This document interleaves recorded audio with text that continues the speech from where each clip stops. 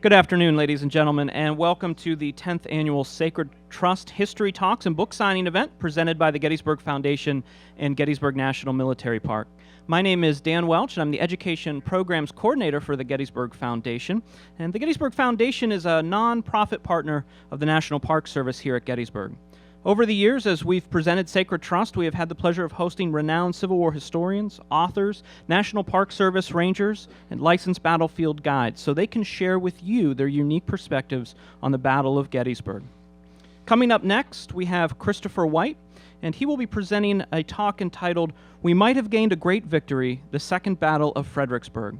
Often looked at as the sideshow to the larger Battle of Chancellorsville, this was an important cog in the wheel that was Joseph Hooker's plan. This small victory had a far-reaching impact. White is an author, historian, and a continuing education instructor. He also serves as historical content editor for Savas Beatty's Emerging Civil War book series. For 5 years, he was a staff military historian at Fredericksburg and Spotsylvania National Military Park, where he still volunteers his services. Over the past 5 years, he has spoken to more than 50 Civil War roundtables and historical societies and has been a featured guest on the Pennsylvania Cable Network's coverage of the 150th anniversary of the Battle of Gettysburg. He is the author and co-author of numerous articles. Please welcome Kristopher D. White.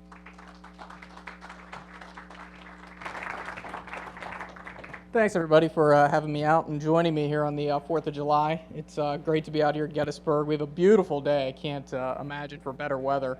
So I'm really excited to be here. And over the next 45 minutes or so, we're going to talk about the Second Battle of Fredericksburg.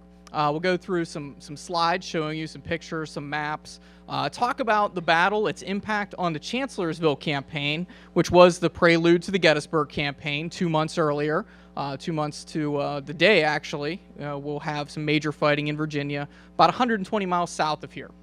And then we'll talk a little bit about what happens after the Battle of Second Fredericksburg and Chancellorsville as a whole, because it's going to have a great impact, the Second Battle of Fredericksburg and Salem Church, on what happens in the days preceding Gettysburg, mainly the shakeup in the high command when George Gordon Meade takes over the Army of the Potomac on June 28th.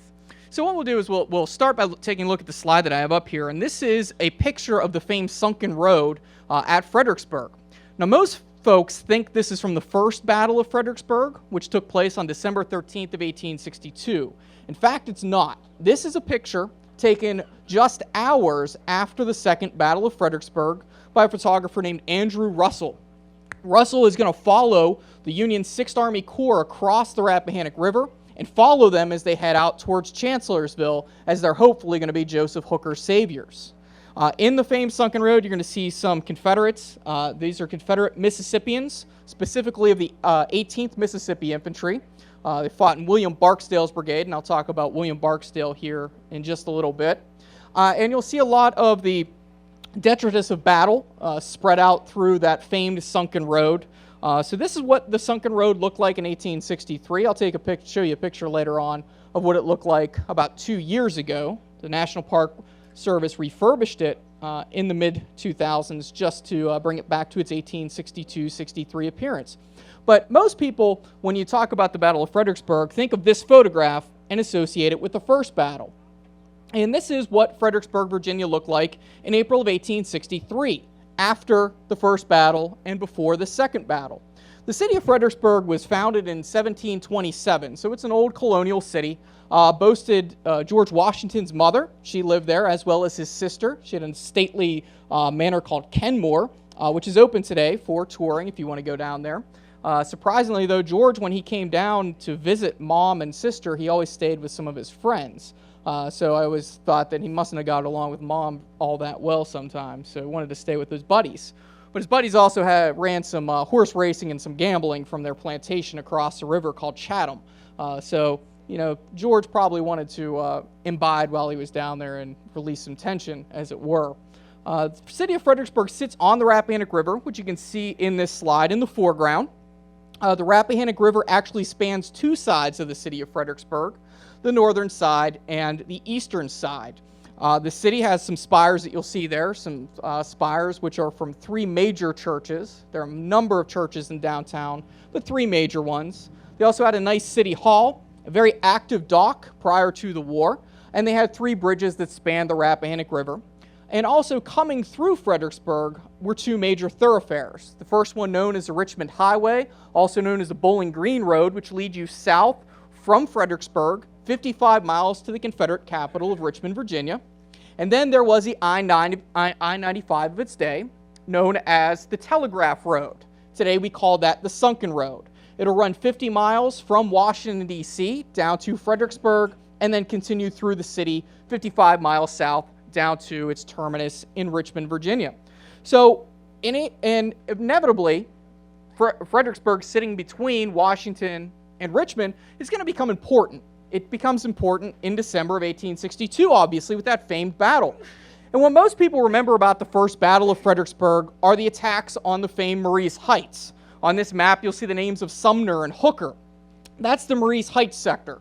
30,000 Union soldiers will attack the famed Maurice Heights. Almost 1 in 3 will become a casualty, killed, wounded, or missing coming across those fields. There will be another almost forgotten Battle of Fredericksburg there, and that'll be down at a place called Prospect Hill, where you'll see the big name Reynolds on your map towards the bottom there. And John Reynolds, that's where he's going to fight. And actually, one of his up-and-coming division commanders named George Gordon Meade will actually breach the Confederate lines at Fredericksburg, often overlooked. It's a short breakthrough. Meade is not supported, and the Federal Army is forced to fall back across the Rappahannock River and go into winter encampment.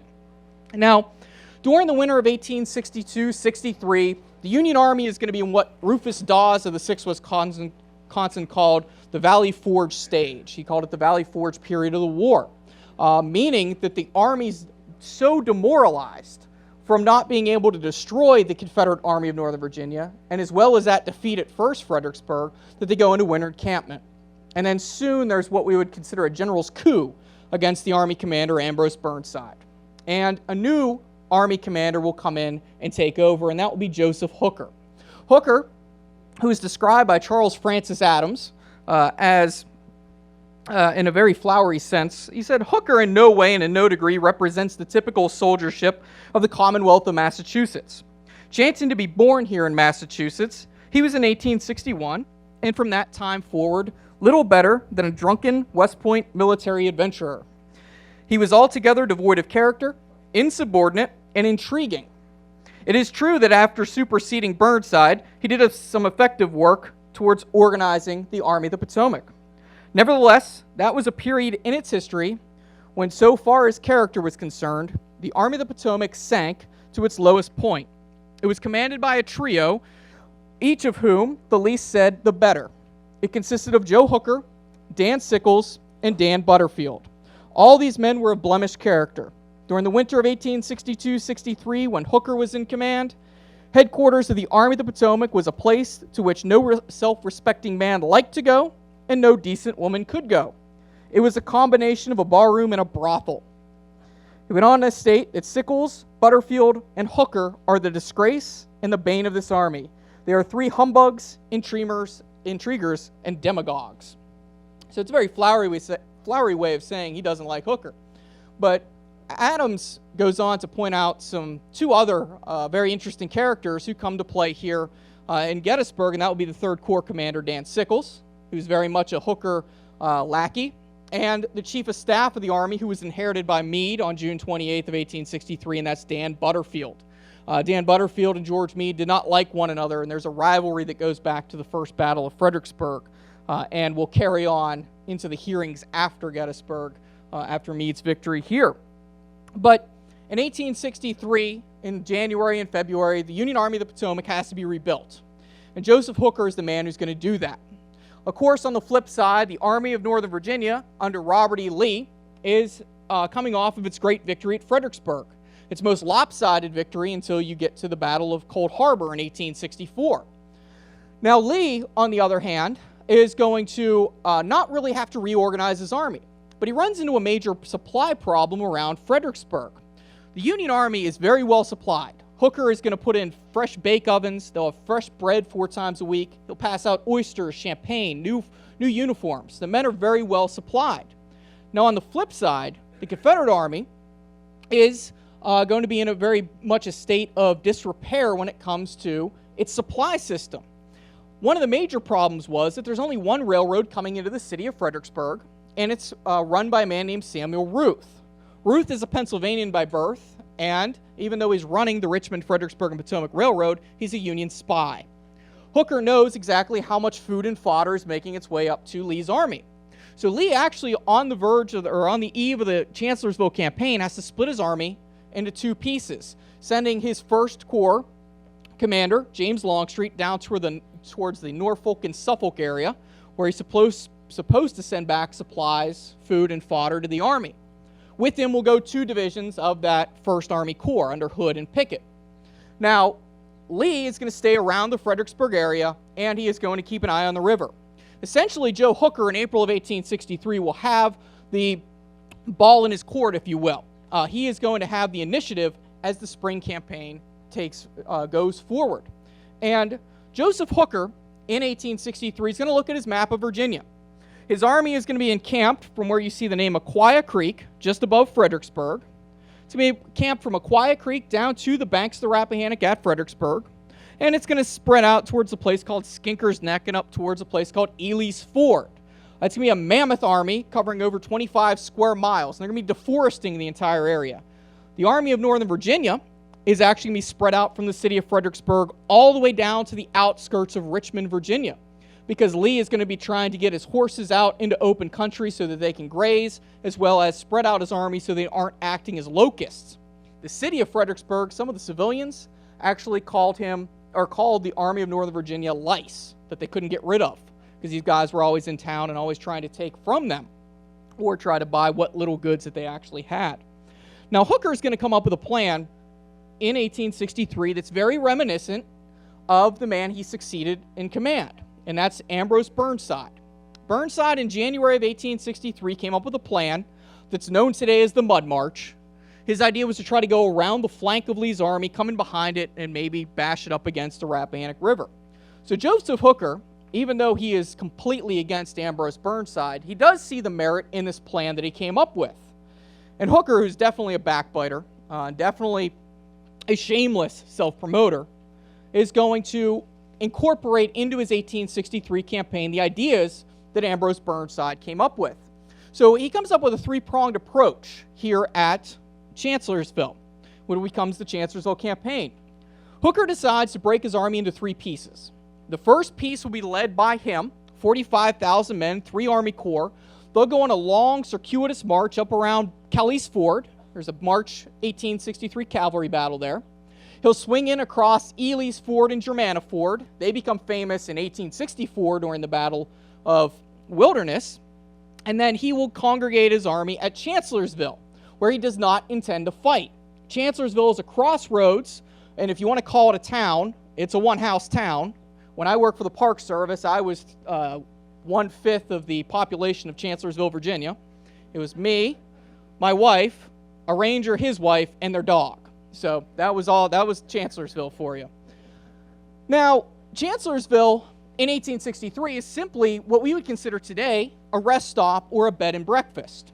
It leads from the city of Fredericksburg, which is the port, out to the Piedmont, which is Culpeper, Virginia, as well as Orange Courthouse.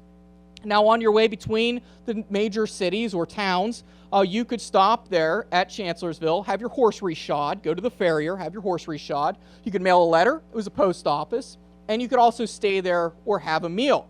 So the Chancellors had an inn there for a long time. It was well known throughout the Virginia countryside. So Hooker decides he's going to move 45,000 men there. At the same time, he is going to split off his cavalry corps, newly reorganized under George Stoneman, and send them on a long raid. That's a dotted line that you see heading down towards Hanover Junction in Ashland, Virginia. As they start to move down that way, what Hooker is going to do with his cavalry is slice into Lee's communication as well as his supply lines.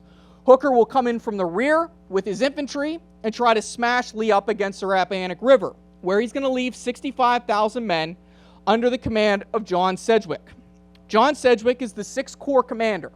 He had missed the First Battle of Fredericksburg due to 3 wounds at Antietam. He attacked the West Woods.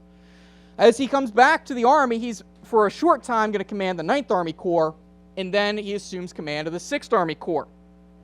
He's 49 years old at the time of the battle and is also a West Point graduate of 1837, as is Joseph Hooker, as will his adversary at the Second Battle of Fredericksburg, Jubal Early. They're all 1837 graduates of West Point.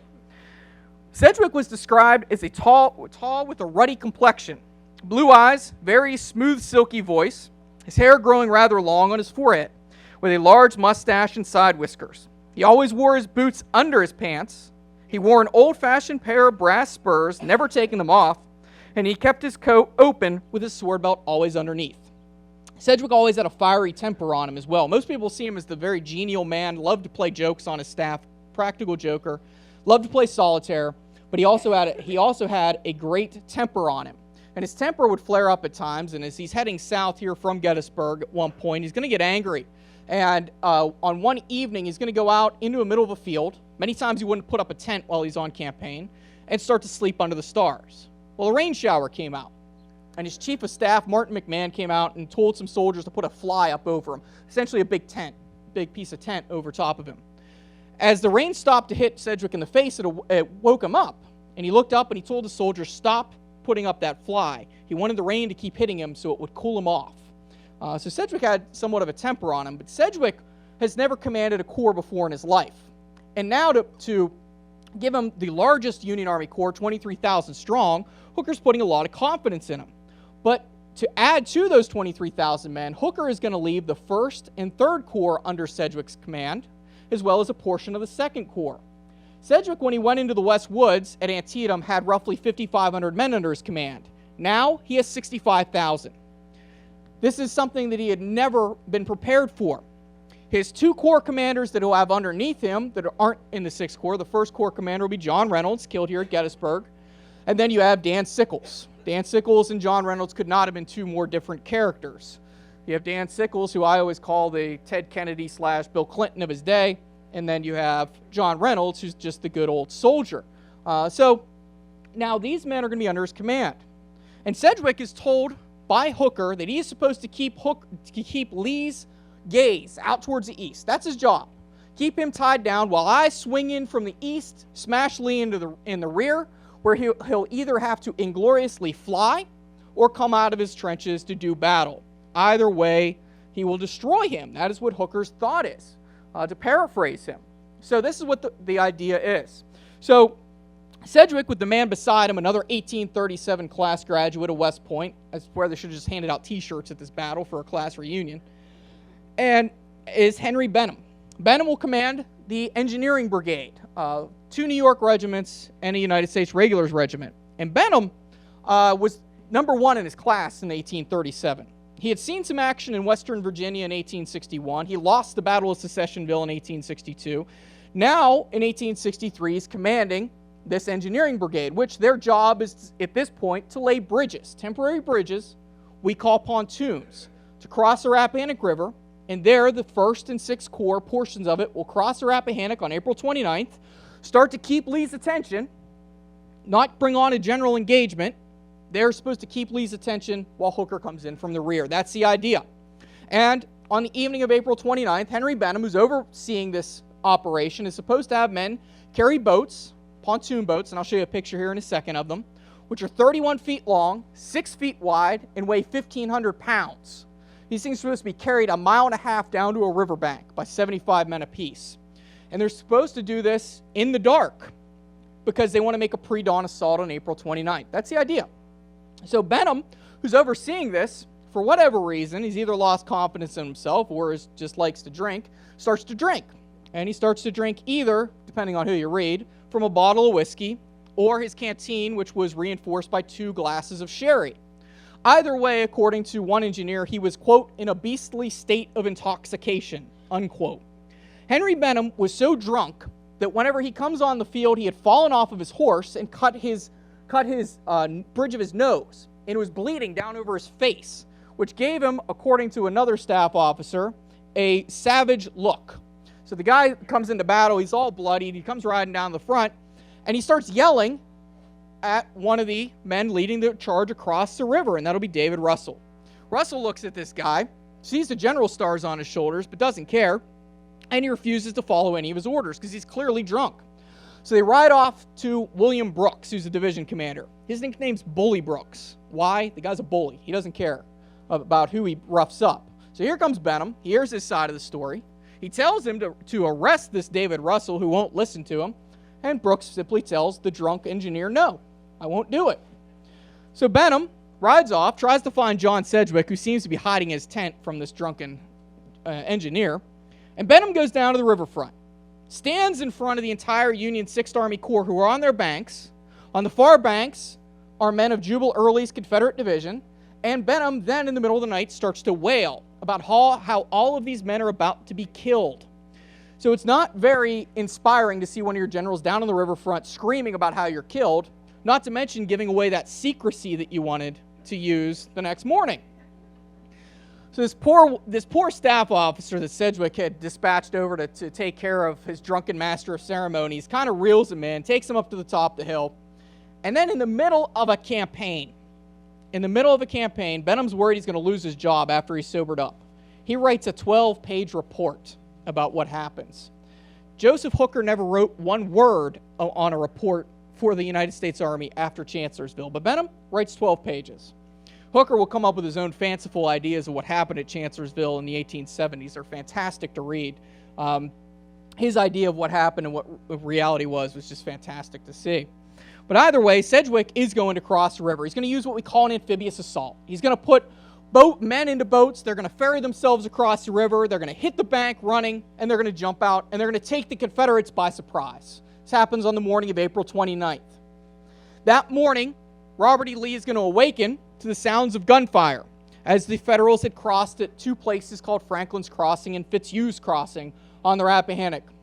Lee heard the firing from his headquarters 2 miles to the rear. He's actually putting on his boots when one of Stonewall Jackson's staff officers arrives and kind of playfully says to the man, I was wondering when one of you young gentlemen would come to tell me what was going on. And Lee slips on his boots and comes to the front.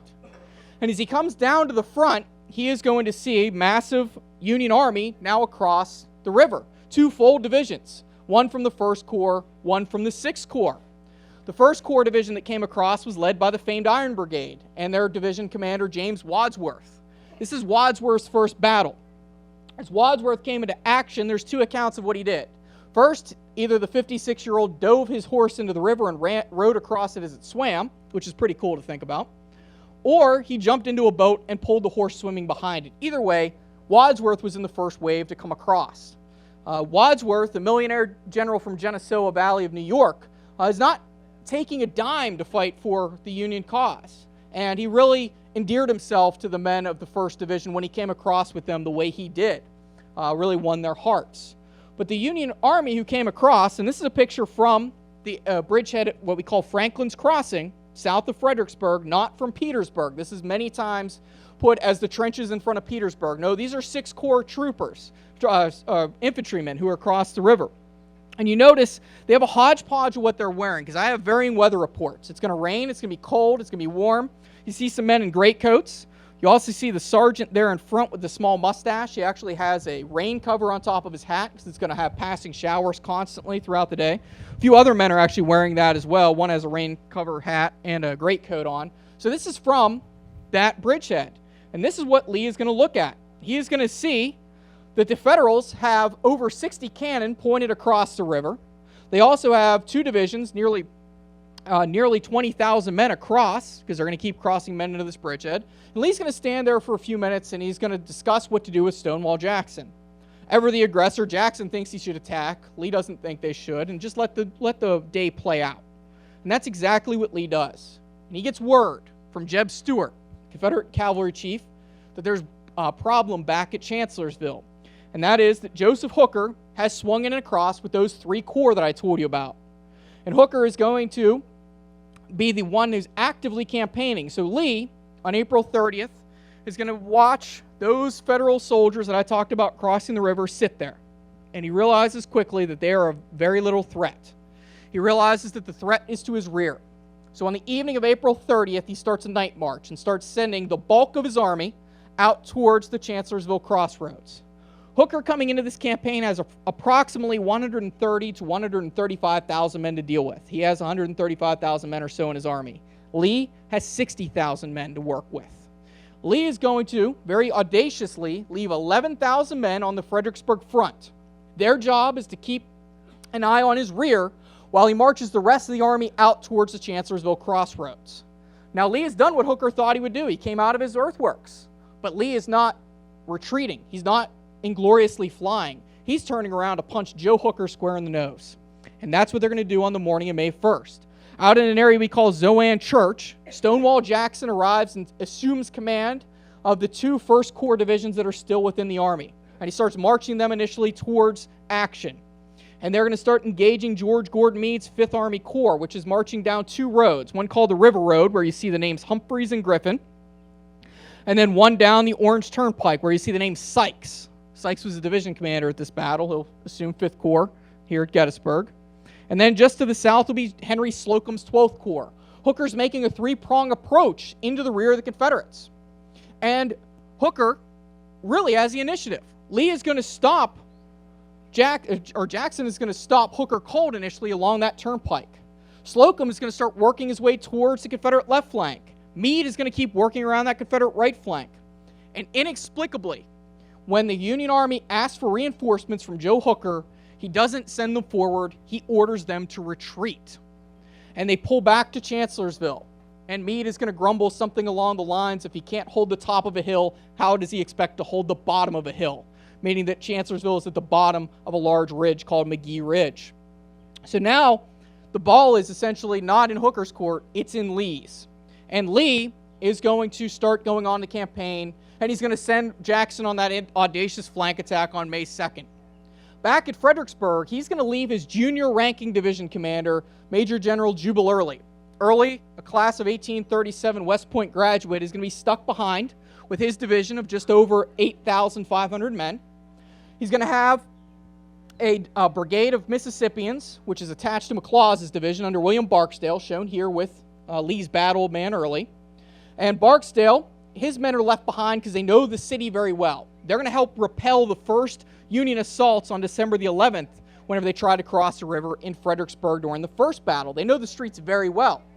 And then Lee's going to leave behind William Pendleton's 56 guns of his artillery reserve. So in all, Early has about 11,000 men. He has just over 65 cannon to work with, and he has a line to cover that's 7 full miles long. So it's going to be a very tough task. He's told by Lee, if he's attacked, fall back to the south to a place called Guinea's Depot. It's made famous on May 10th of 1863. That's where Stonewall Jackson passes away. But at this time, that is the closest Confederate supply depot. He has to block the way to Richmond. He also has to try to secure that railroad crossing. But if Sedgwick, for whatever reasons, doesn't attack, he is told at any point to come back to Chancellorsville and help me out if you deem that practicable. So he gives him a lot of leeway to a new division commander. And Early is up to the task. Early is very much up to that task. Out at Chancellorsville on May 2nd, Jackson leads that audacious flank attack. He leads 28,000 men from 7:30 in the morning all the way till 3:15 in the afternoon when the head of the column finally starts to deploy.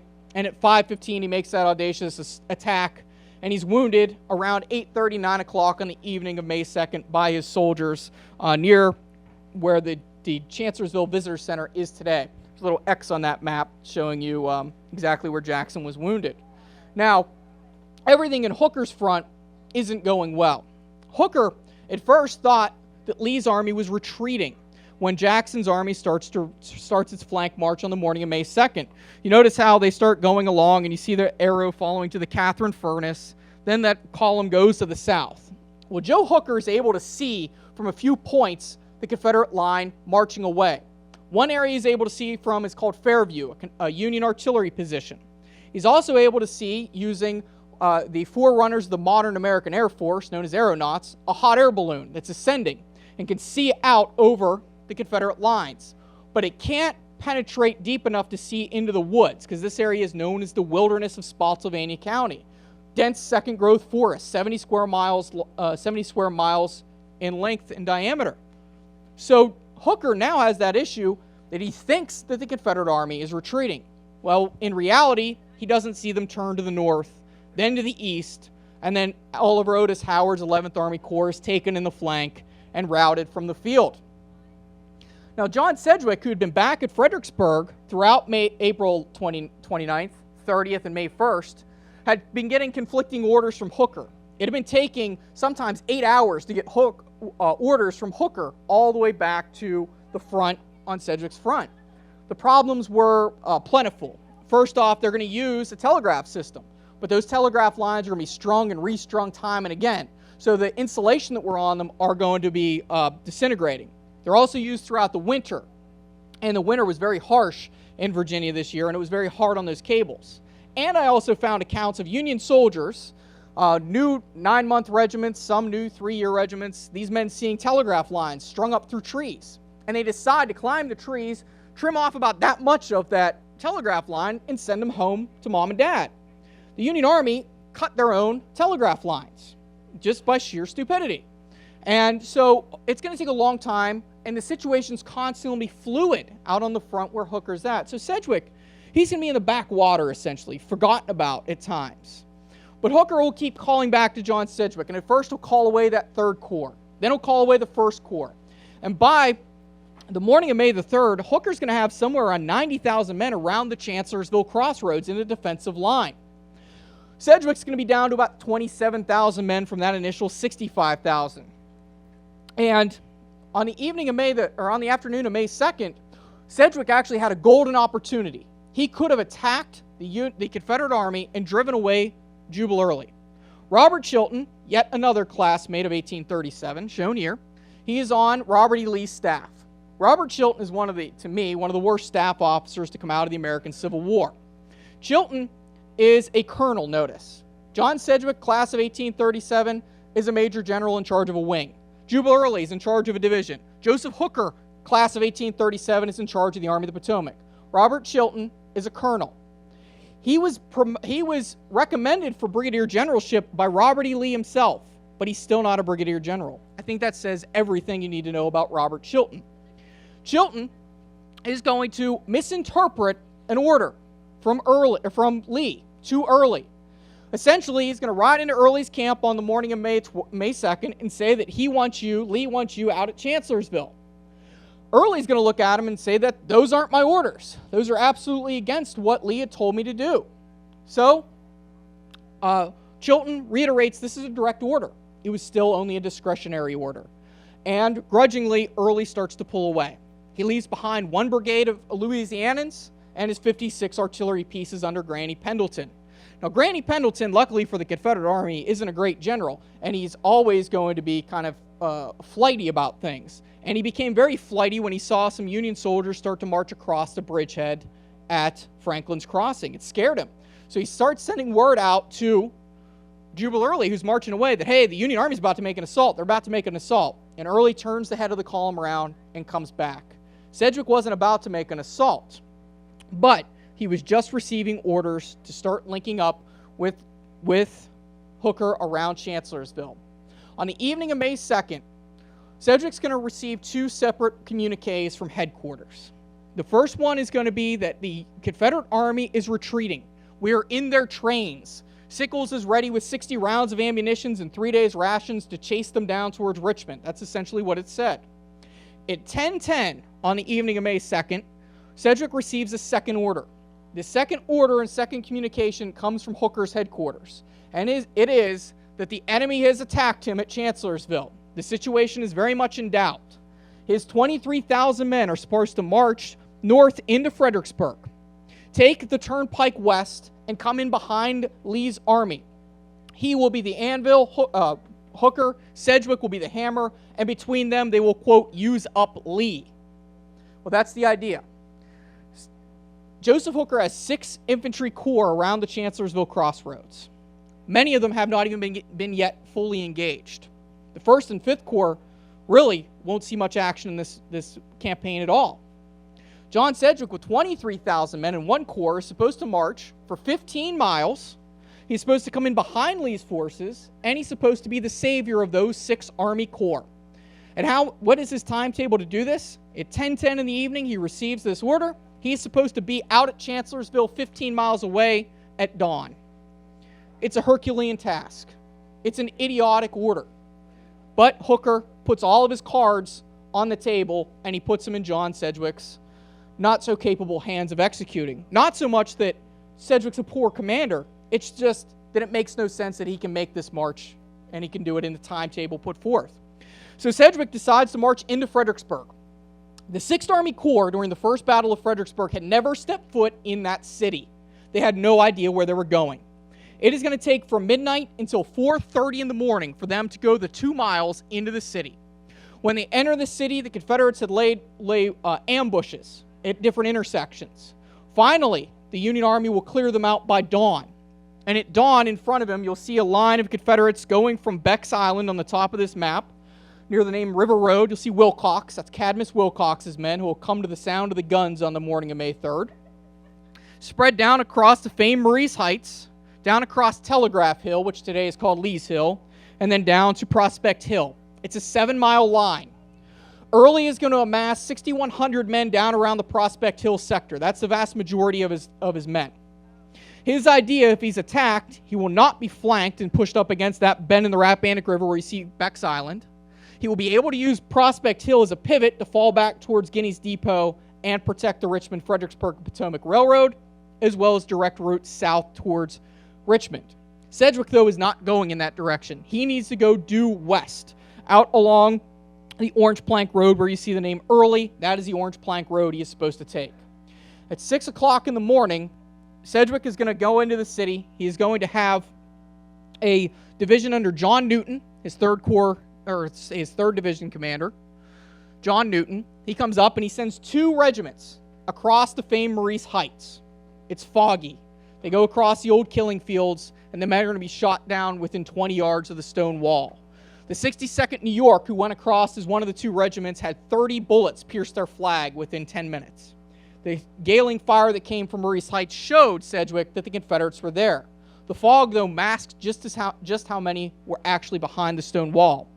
Unlike the December battle, where this line was manned by over 10,000 Confederate soldiers, just the Maurice Heights sector alone, this is today only manned by less than 1,000 Confederates, a mixed unit of the 18th and 21st Mississippi, and then the Washington Artillery of New Orleans, Louisiana. Sedgwick now comes up with an idea. He's going to make a general assault.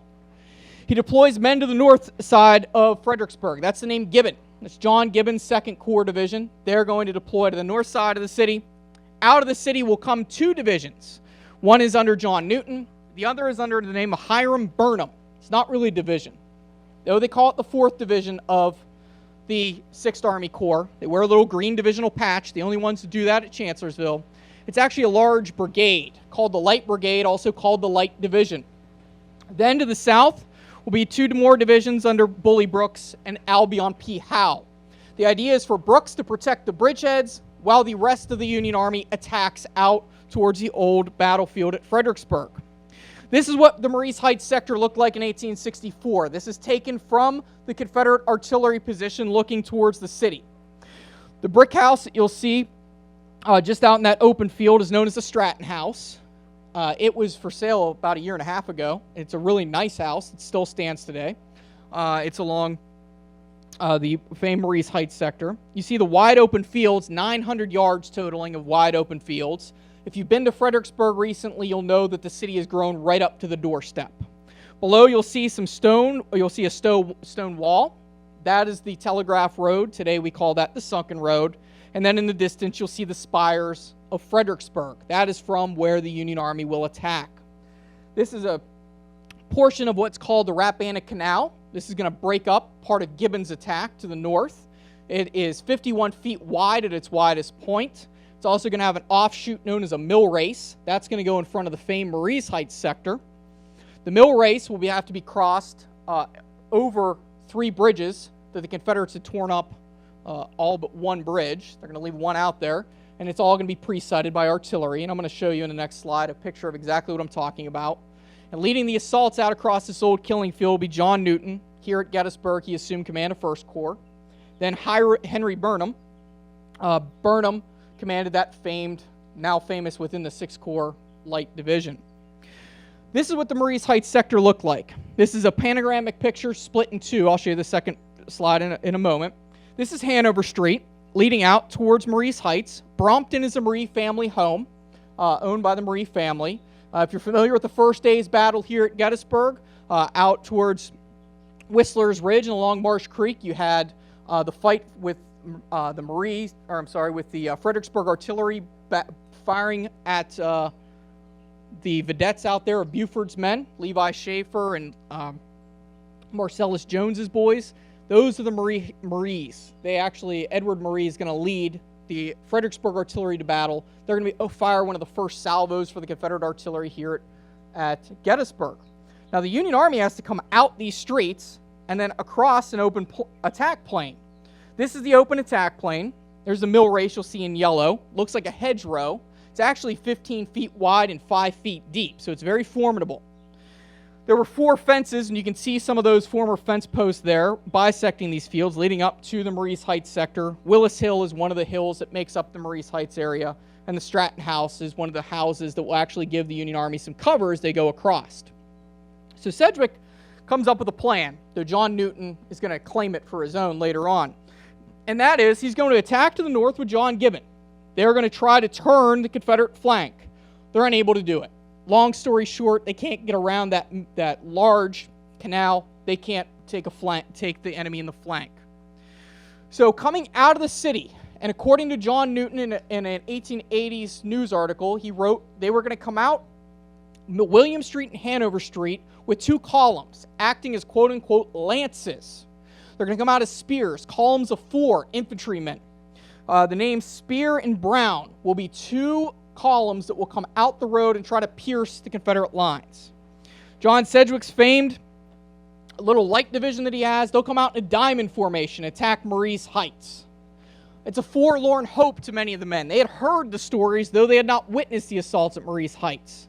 George Spear, who commands the Orange Plank Road, the William Street attack, is the colonel of the 61st Pennsylvania. He walks out to the front of his column, and he calls over all of his sergeants. He doesn't call over his line officers.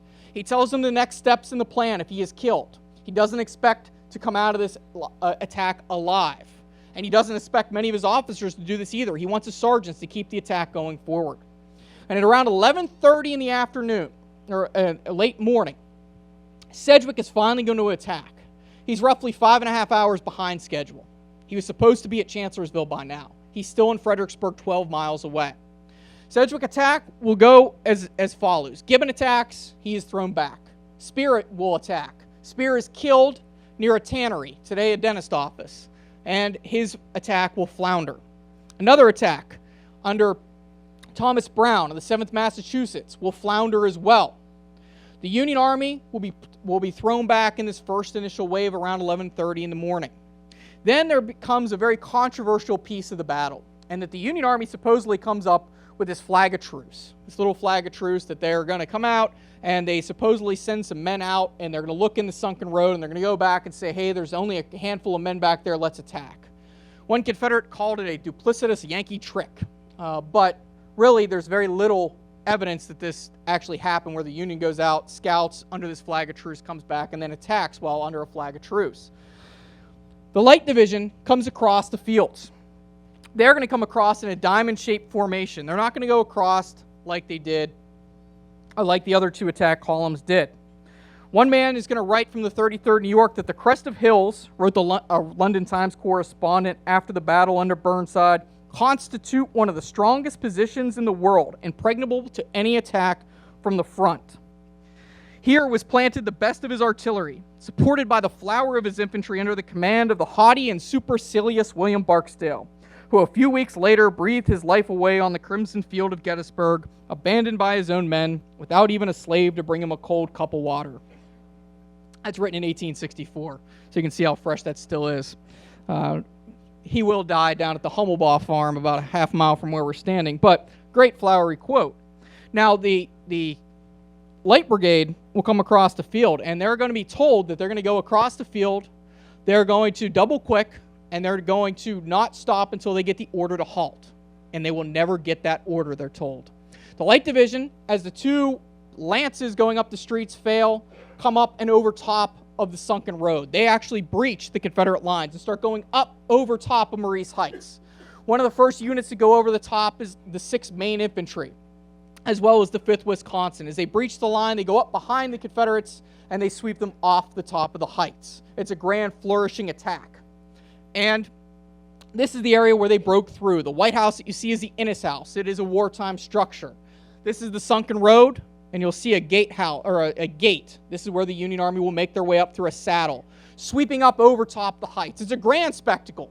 Sedgwick, within 15 to 20 minutes, has done what Burnside couldn't do all day, and that was take Maurice Heights. As he goes across the fields, one young captain is going to keep a beautiful journal named Sewell Gray. He's shown here. Sewell's with the 6th Maine Infantry. He's going to be killed in action at Second Fredericksburg, 22 years old. His men, along with some New Yorkers, are going to run off the 18th Mississippi, and this is their battle flag, which was captured by the 77th New York, down just outside of the sunken road. To the south, another Union attack will take place towards what we call today Lee's Hill, or Lee's headquarters during 1st Fredericksburg, and this is what's going to sweep off the remainder of the Confederate forces. Within a half an hour, Sedgwick has done exactly what he needed to do, open the door towards Chancellorsville. But the door is going to be slammed shut almost immediately. Cadmus Wilcox, an Alabama brigade leader, is going to swing in and stop Sedgwick as he heads out towards Lee's army. Lee, who is actually around the Chancellorsville crossroads, smashing Hooker's army with only about 40,000 men. He is smashing Hooker's army of 90,000. Hooker's wounded in the action. And now Lee, at this moment of triumph, as he drives Hooker towards the Rappahannock River, he is going to get word that Sedgwick's coming in to his rear. He had served with Sedgwick in the pre-war army, and he is going to refer to Sedgwick, who's a major general, not as a major general, but as Major Sedgwick, as he used to know him. And he's going to say that he doesn't mean us any harm. He knew exactly the fighting material that John Sedgwick could be made up of. Lee audaciously splits his army yet again in the face of a superior enemy, marches out to a place we call Salem Church, where he stops Sedgwick's army cold. Sedgwick will be stopped around the area we call Salem Church. Today it's about 3 furniture stores, an Arby's, and some other McDonald's. It's 2.47 acres. It's a terrible, terrible story of preservation. Unfortunately, all that is really left is the old church that you see here and a postage stamp of a battlefield. The next day, Lee decides that he's going to finish off Hooker's army in 2 pieces. He's going to attack them at Banks's Ford. He's going to attack Sedgwick at Banks's Ford and Hooker up near the Rappahannock River after he finishes off Sedgwick. Lee, unfortunately for him, cannot carry out the attack that he needs to. He doesn't have any corps commanders that are active. Longstreet's in Norfolk, making his way to the battlefield, while Stonewall Jackson is having his arm amputated on the morning of May the 3rd. So Lee tries to go out, act as an army and a corps commander himself. Sedgwick pulls back across the river. He's unable to destroy him. Hooker does the same exact thing. And after the Battle of Chancellorsville ends, and the Second Battle of Fredericksburg ends, Hooker starts blaming people. He blames Oliver Otis Howard, the 11th Corps commander, rightfully so. He blames his cavalry commander, George Stoneman, not so rightfully so. And then he points the onus at John Sedgwick, which he should have never pointed at. This is going to be too much. Sedgwick's men were going to fight 3 battles in 2 days, and over a 36-hour period, and sustain the highest losses in the Army of the Potomac at the Battle of Chancellorsville. When this happens, he is going to start having the ire of his generals turned upon him. Henry Slocum, the 12th Corps commander, is going to try to have a coup against him, which doesn't succeed. Then, Darius Couch, his second in command, is going to resign. He'll end up in the Department of the Susquehanna. William Brooks, 6th Corps Division commander, will also leave. Hooker lost his army. As he started losing his army, as he started coming north towards Gettysburg, the forces that were within the Union Army's politics started pointing towards one man, and that was George Gordon Meade.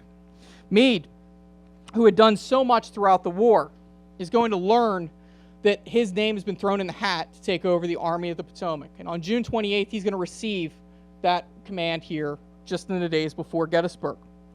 To sum up in 2 quotes what these men went through at Chancellorsville in the Second Battle of Fredericksburg, this army didn't think it was defeated. They still had a lot of fight left in it. One man in the 5th Maine said that this army has done some terrible fighting in the past few days, referring to Chancellorsville. But the results are far from different from what I expected they would be. Hooker handled his men as well as ever any army ever handled it. I have no doubt from what I can learn that the cowardly conduct of the 11th Corps was the cause of the disaster. What is to be done now, I do not know. I see no way but to raise more men. We must not give up the ship. This rebellion must be crushed if it takes every man of the North to do it. Let the recruits come forward and fill up this army, and we will try them again and again, if need be, until we succeed. And to close, the man here at Gettysburg who won that victory had these words to say: I do not know what to make of the political condition of this country. One thing that I do know is I have long enough been in this war to want to give them one thorough good licking before the peace is made. And to accomplish this, I will go through a great deal. Hooker's backbiting that took him to the command of the Army of the Potomac is also what's going to lead to his exit in the days leading up to the Gettysburg campaign. I want to thank you for having me out today and enjoying this afternoon with us. If you have any questions, I'll feel free to answer them here or inside when I go in for the signing. Thank you. My name is Frank McCraw from Manassas, Virginia. My great-grandfather fought with General Hayes. I saw General Hayes' name on the one of your maps. Can you give me a little bit of history of what General Hayes did at Fredericksburg? He was with the 5th Louisiana. All right. He is actually going to be up in a place we call today the University of Mary Washington. He's going to be up on top of the heights. He'll be fighting against John Gibbon's division. Hayes' men are going to be spread out across the top of Maurice Heights, and then 2 of them will be down in an area we call Howison Hill, which is just below Lee's headquarters during the first battle. The 5th Louisiana essentially get to watch most of the battle. Gibbon's men are going to try to attack across an open field, and they're going to be devastated by artillery fire, and they're also unable to cross the large canal. They're going to try to make a bridge haphazardly out of the sides of a barn. They're unable to do it, and he'll be actually taking on the famed 20th Massachusetts Infantry, and out in front of him, he could have witnessed the wounding of future Supreme Court Justice Oliver Wendell Holmes Jr. He was wounded out in that action on the afternoon of May 3rd, wounded in the heel. He has some fantastic writings about it. And then Hayes' men will fall back with Early and then come back to fight the next day at the Battle of Banks's Ford. The 5th is going to be a lucky regiment because they're not going to see the action get sucked into a ravine like the rest of Hayes' brigade does and get shot to pieces and lose some battle flags and some men. They're kind of the lucky regiment there. Thank you. One more question, anybody? Okay, thanks for having me out today.